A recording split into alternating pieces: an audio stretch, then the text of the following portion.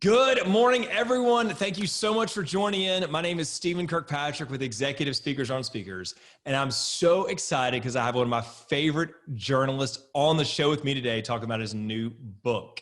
So, some of you may have heard of him, some of you may not have heard of him. And if you haven't heard from him, I guarantee you by the end of this, you're going to want to Google stalk him all day because this dude's got amazing video out there. His new book's incredible and it's amazingly timely. So without further ado, let me introduce you to journalist, keynote speaker, and author of his new book, Every Conversation Counts, Mr. Riaz Meghji. Riaz, what's up, man? How are you? Hey, thanks for the intro. And by the way, we welcome all Google stalkers here in the Meghji household. So thanks for the invitation online. I love it, man. There's nothing like a good Google stalker. Okay, so the coolest thing about you, you're in Vancouver right now, Van City. And the sun is actually shining today. It's a good day. West coast of Canada. We're like the cheat code of being a true Canadian because it only snows once or twice a year. And I know you guys just got through the great freeze where you are. Like 11, 12 inches. It's crazy. Like we still don't know what to do with ourselves, but it's crazy. So here's the cool thing. So I did not realize that the nickname for Vancouver was Van City. So yeah. Ryan Reynolds, I was like, why is his like Instagram handle Van City Reynolds? And then I was like, that's so weird. And then I was like, oh, it's because of Vancouver. And then I was like, that's the coolest name ever. That's our claim to fame pretty much for everything we've done in the city is good old Ryan Reynolds. He's a national treasure, but he supports Vancouver at every stop. So do y'all hang out, you and Ryan? You know, I DM him. I'm still waiting for my reply, but I feel confident by maybe next year. I might get something. I might get a nibble. Hey, you know what? It's good to have dreams. It's good to have dreams and goals in your life so you can go after them. So, hey, let's talk about, okay, so I did not realize you were a clairvoyant either. Like you didn't tell me that, but you wrote this book about human connection and it came out like a month before the whole world shut down and everyone went into isolation. Crazy. This whole message surrounding human connection, it was almost an afterthought pre-pandemic when we'd introduced the idea, whether it was speaking to companies or just having a casual conversation with friends. They'd say, yeah, human connection, I get it, it's important. But it wasn't until this pandemic hit, and the book just came out in February of 2021, it wasn't until the pandemic hit that everybody felt when human connection was stripped away of how that social starvation really set in. Right. And I think the greatest thing we learned in the past year is pandemics don't change your identity. They reveal it. And they revealed that human connection isn't an option. It is a necessity. And now we need to get creative of how we do this as we move out of the pandemic and live in a hybrid reality. Yeah. Hey, so I'm going to back up a couple steps here. So give me a quick, just like 30 seconds on your background if people aren't familiar with you. So, kind of how did you come to write this book? What's kind of your background? What's your expertise on it? Yeah, thanks. I've been a television host for almost 2 decades. And when you interview leaders, athletes, celebrities, philanthropists for a living, I've always been fascinated by the how and why of, how we truly connect in meaningful ways. Yeah. And through interviews I document over the years, the most fascinating ones were those that battled some sort of, insurmountable adversity and how they overcame it. But as they described it, how lonely they felt when they suffered in silence. Mm-hmm. And learning from these stories over the years, I began to research how big loneliness was, not only for us in North America, but all around the world, and recognized this was a huge problem pre-pandemic. This was a reality exposed during the pandemic. And now I wanted to create a resource to help people just connect in meaningful ways. Very cool. So I'm gonna go 2 places with this. So number one, I think it's really cool what you said.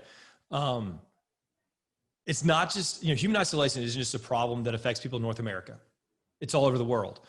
And the interesting thing about this pandemic is it's not a North American pandemic. It's not a Middle Eastern pandemic. Literally, it's been felt and been affected all over the world. And so it's kind of one of those things where it really kind of just brings us together with shared humanity. And it's like, hey, we're all kind of the same here as far as the needs and then how this has affected us. Have you felt that sentiment being shared by people as you've gone and talked about this book, written about this book? 100%. What you're describing is the new universal commonality that became the reality in the past year. Isolation was universal. And in 2018, we saw the UK appoint a minister of loneliness. This past month, Japan appointed a minister of loneliness. These are issues that we've all That experienced. sounds like a really terrible 90s rap song. Minister of Loneliness. Sorry. If that's your rap Sorry. It's probably bad, but remember, right? It sounds like a really bad 90s rap song, Minister of Loneliness. Or you know what? I think of that. Call that a rap song, the name of a rap group. Anyway, sorry. Yeah. I digress. I think it's going to be something we talk about more and more, because the thing that I've learned, whether it's talking to companies or talking to leaders, is the whole notion of, we're doing a podcast, a video podcast today. Yeah. If you're meeting somebody for the first time on Zoom, it's awkward because you're wondering, well, how do I do this small talk thing? And if we zoom out of that, pun intended, is like, you look at small talk as a defense mechanism. We're protecting ourselves from the embarrassment of becoming emotional in front of people we don't know. But the pandemic really exposed this desperation, this social starvation, where people started opening up about real struggles, because those conversations of convenience of maybe us in a hallway, us at the water cooler, hanging out with parents, with kids at the daycare, all those are gone. Yeah. And the only real topic, top of mind, is the psychological struggle. And I feel people have been more forthcoming with the realness. And that's actually led to deeper connections if they have the courage to reveal their truth. Cool. All right. So I'm going to take a little detour here. So you've interviewed tons of people. All right. So 3 questions from this. Number 1, if you could interview anyone living, who would it be? Second question, if you could interview anyone throughout all of time, who would it be? And third question, over under how many times have you been asked those 2 questions because you're a journalist interviewing people? It is a common one. Okay, number 1. It's interesting. Like, I want to know. Yeah, it's the peak of curiosity, right? Of where the curiosity lies with everybody. One of the bucket list interviews for me has always been Will Smith. And I simply love the energy he brings into every room. I was a big Fresh Prince of Bel-Air fan back in the day. How could you not be? I love what he's doing online with his social media content. But when it was I Am Legend? My brother interviewed him. We were in Hollywood, and my brother surprised me. He flew me out because he knew that was my bucket list interview. Yeah. And he said, for your birthday, you're not doing a dinner in town. You're coming with me to LA. And I'm like, why? And he said, I got a surprise for you. So when you do these junket interviews, you have 5 to 7 minutes in the room. And This was 4 Seasons, Beverly Hills. My brother was on deck to do the interview. And, my brother's got crazy good energy. So we kind of orchestrated it. So my brother Zane was the final interview on the day. Sure. And right outside the door, you'd see the star that said Will Smith. And when we walked in, usually it's only the interviewer that walks in. But my brother said, this is my producer. So I'm like, I'm Zane's producer. Yeah, I'm his producer. So I sat with Will's manager, watched Zane do an amazing interview, and just watching Will of how he operates and lights up in a 5 to 7 minute interview was incredible. And I always thought I'd love to have that chance to go one-on-one. So bucket list, to answer your question, Will Smith. Okay. The interview that I wish I could have had, Maya Angelou. And everyone has heard her statement of, people will forget what you did and said, but they'll always remember how you make them feel. Right. I loved how she would write. I loved her presence. I loved the wisdom she left us with. And she was always on the list of people that, I was hoping to connect with. And, rest in peace. She's left us with many pearls of wisdom. So what's your favorite Maya Angelou book? Oh, I don't have a book, I'm a huge fan of just the quotes and the words that she's left us with over the years. And any interview I've ever watched with her, just so insightful of how she would just captivate the room. So I actually got to hear her live speak one time when I was in college. It was pretty amazing. Yeah. And what do you remember from that experience? How did she move you? Because she has that magic. It was crazy. So what it was like, whenever she talked, you could hear literally you could hear a pin drop, because everyone was just on pins and needles. And I think it was just, I don't know, it was weird. It was kind of the presence that she had in the room. And then just how she just brought people in and captivated people, and they just kind of hung on her every word. And again, it was kind of one of those things where people just brought their attention to that. So I don't know, that was pretty cool. Man, I just remember the intensity and the focus that was in the room. Yeah, we need more of that right now.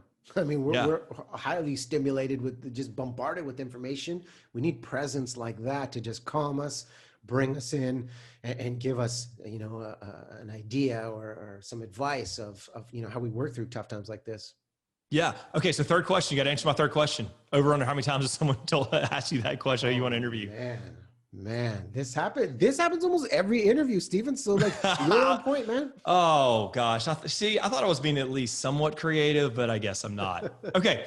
So let's go back to your book. I'm probably going to butcher this, but this actually kind of goes along with our Maya Angelou conversation. So you said the human brain can process 400 to 500 words a minute, but someone can only speak at 120 words a minute. Am I correct on my numbers?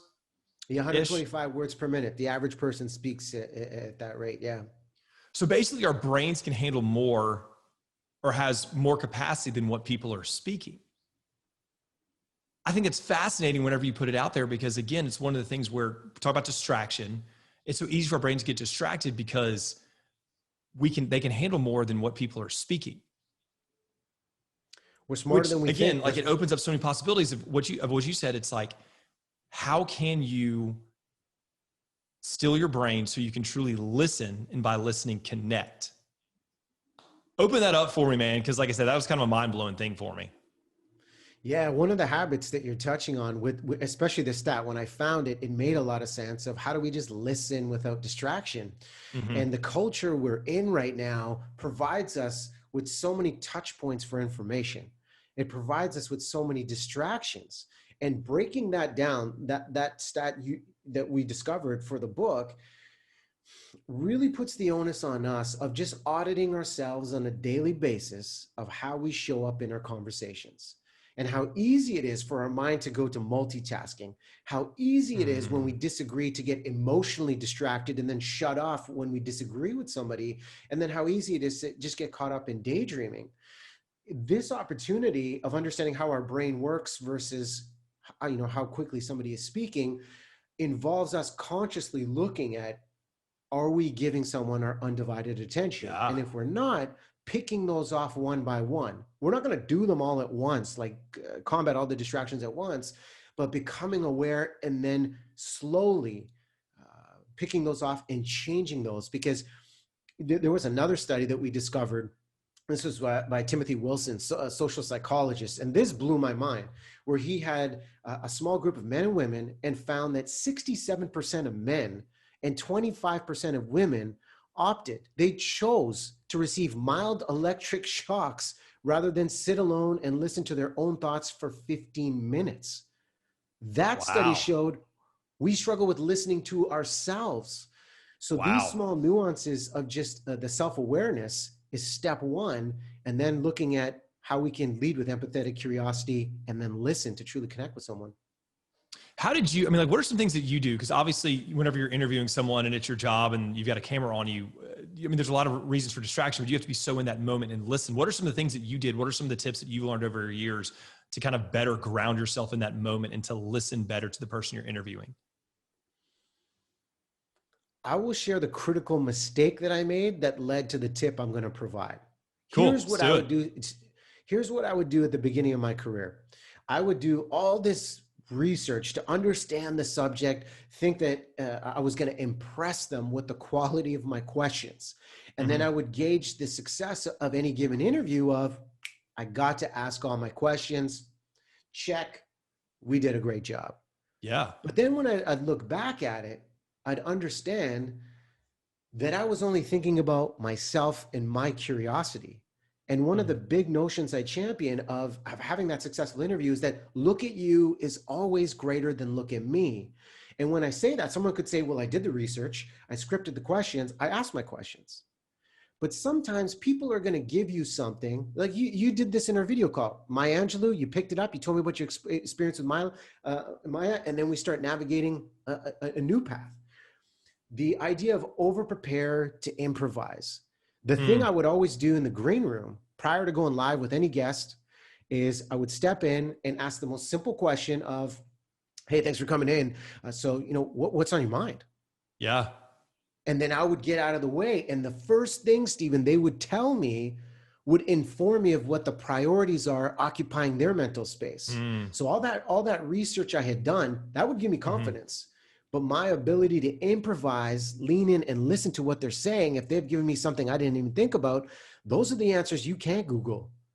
Yeah. And then that's the realness that they want to talk about, and then just navigate the emotion, finding less words, more emotion, and follow their lead of what they're going to give you to really unlock something personal. Yeah, that's cool. You touched on this a little bit. One of the habits that you talk about is curiosity in others. I love that one was really cool because I think it's one of the things too, obviously just, a lot of interesting stuff's been going on in the world over the past year and, in so many respects. And I think that one of the things too is how we regard other people has been brought to light and asked the questions of how do we regard people? And I think that word of being curious in others is such I think it's a very hopeful word. I think that's why it steps out is because it's, if you're curious about something, you're interested in something. If you're interested in something, you can find good in something. So, that's one of the things that really just stuck out to me is curiosity in others.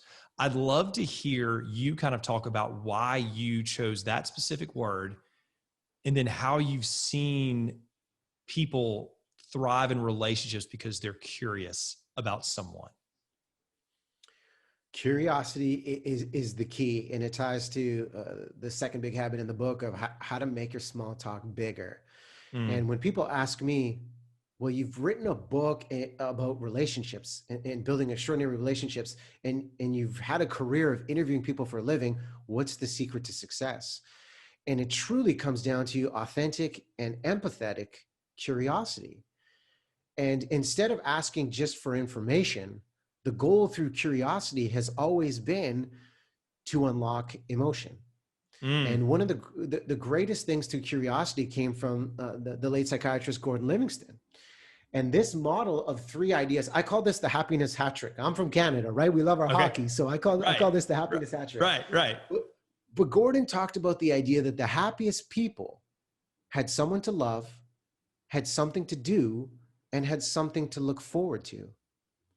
And so many people say to me, well, what if I'm in the room and I have no context or research on the person in front of me?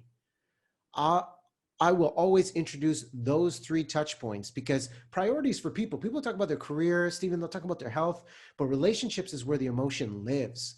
And touching on those 3 really starts to unlock people. And if we are genuinely curious, the cues they start to give us, we don't have to do all that research. We just have to be there, listen intently, and follow those clues they give us.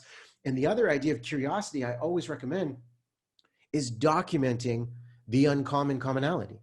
Like, think about this conversation we had a month from now, a year from now. I could say, I know you saw Maya Angelou live. I've been thinking about Maya.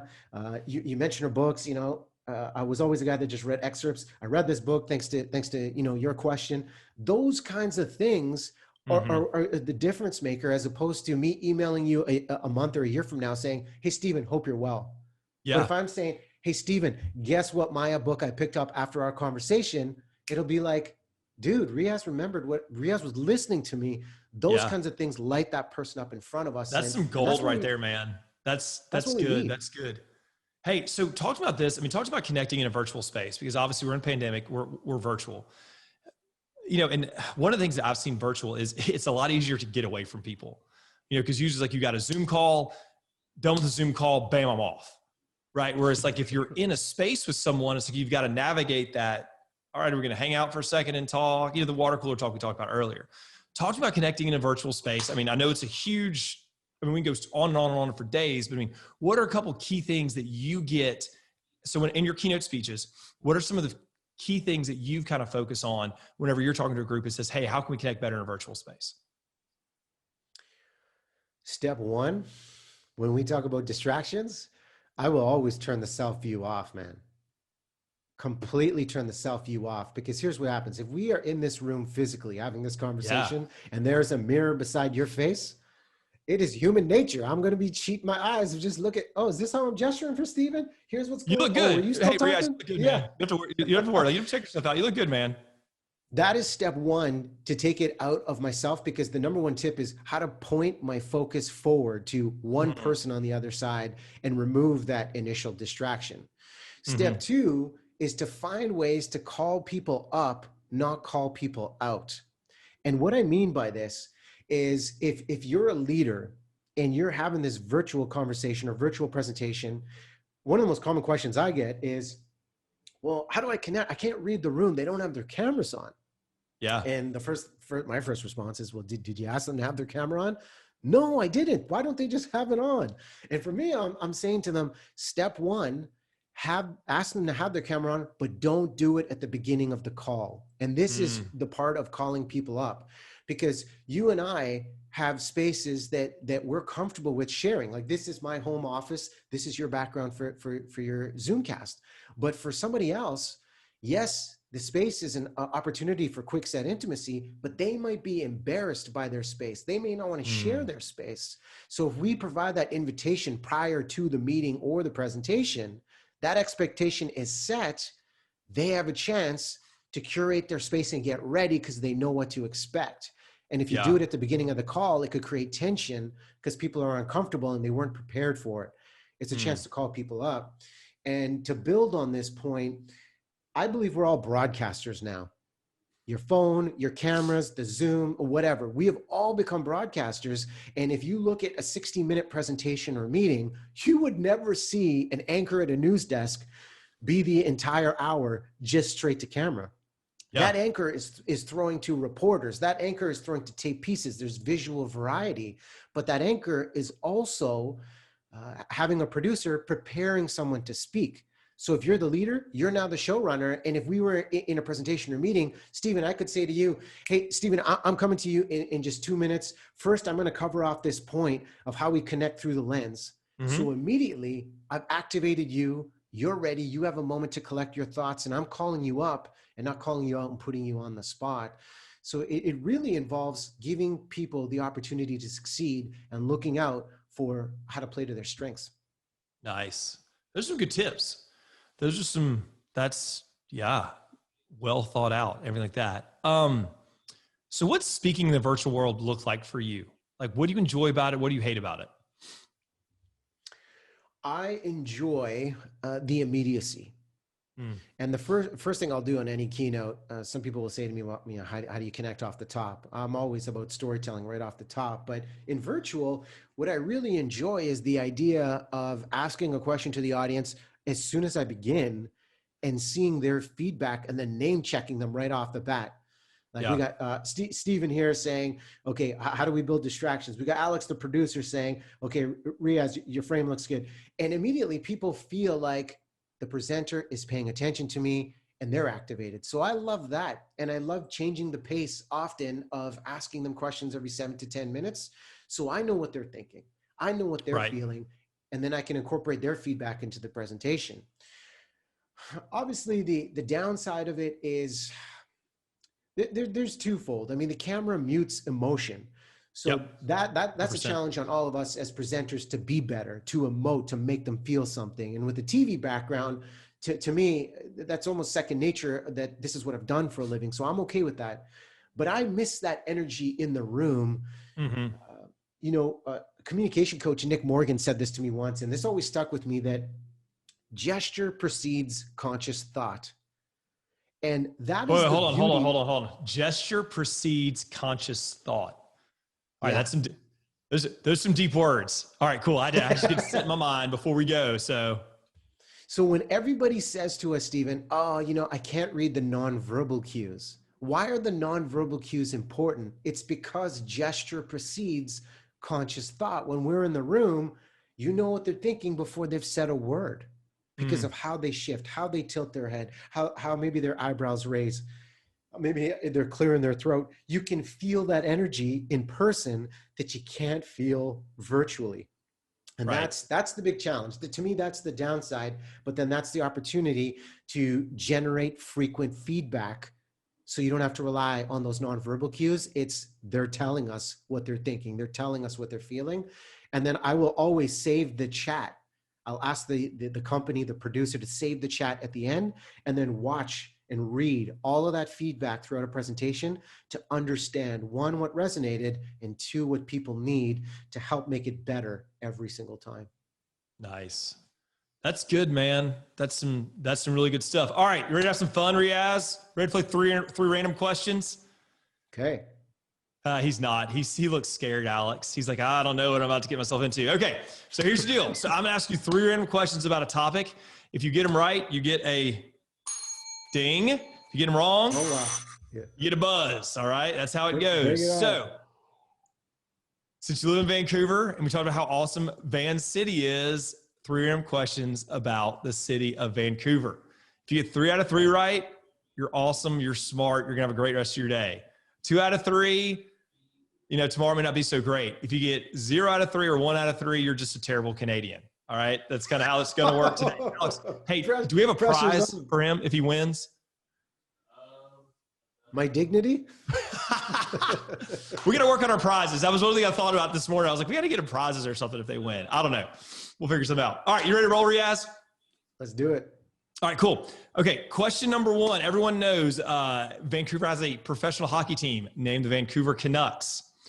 Where did the term Canuck come from? Where did the term Canuck come from? Okay. I can confirm it came from Canada. Final answer. Final answer. I actually don't know, man. You got me on that. Oh, that was hilarious, dude. He's pretty smart. He almost got me there. Okay. The term Canuck originates back to Johnny Canuck, a character who appeared in Canadian political cartoons back in 1869. He was also recycled as a cartoon character who fought all kinds of evil, including Adolf Hitler during the Second World War. And Canuck is also a term for Canadians, just like Yankees is a term for Americans. There you go. There's your knowledge for the day. That was good. That was my second response. So yeah, well done, man. That's great. All right, number two. All right, see if we can do better on this one. Okay, in terms of population according to the 2016 census, where does Vancouver rank in terms of size of city in Canada as far as how large it is? So where is it? Is it the 10th largest, 8th largest? Where is it? Oh, I would go podium finish. Second or third? Can I get 2 answers? Second or third? Nope, you get 1. Oh, just 1. All right. I would go 3.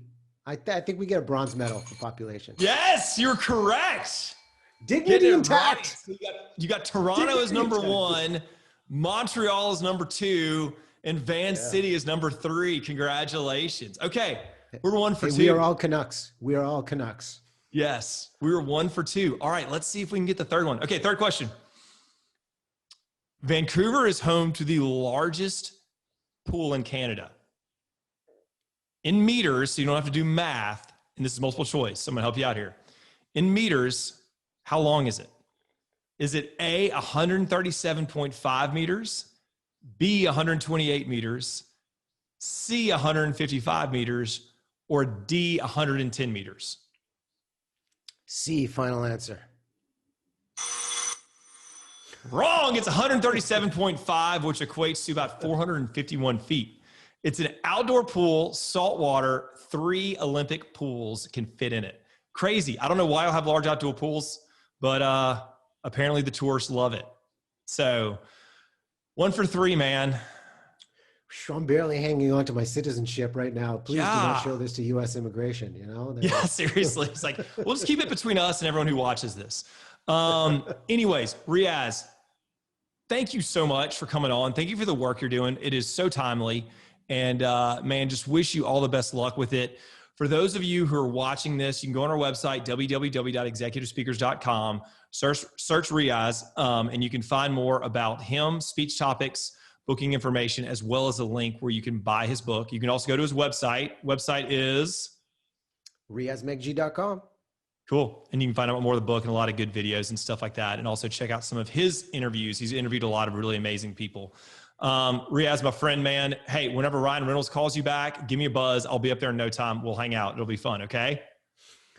I got my homework. Get a reply from Ryan Reynolds and read a Maya Angelou book. On it. On it, my man. And This study was a good Canada 30 more. minutes. You know, good. Like I said, there you go. You got good topics. So anyways, thanks so much, man. We'll chat with you soon. Stay safe. Done. Big love to you and the family. Thanks for having me on. Appreciate it. Awesome. Talk to you soon.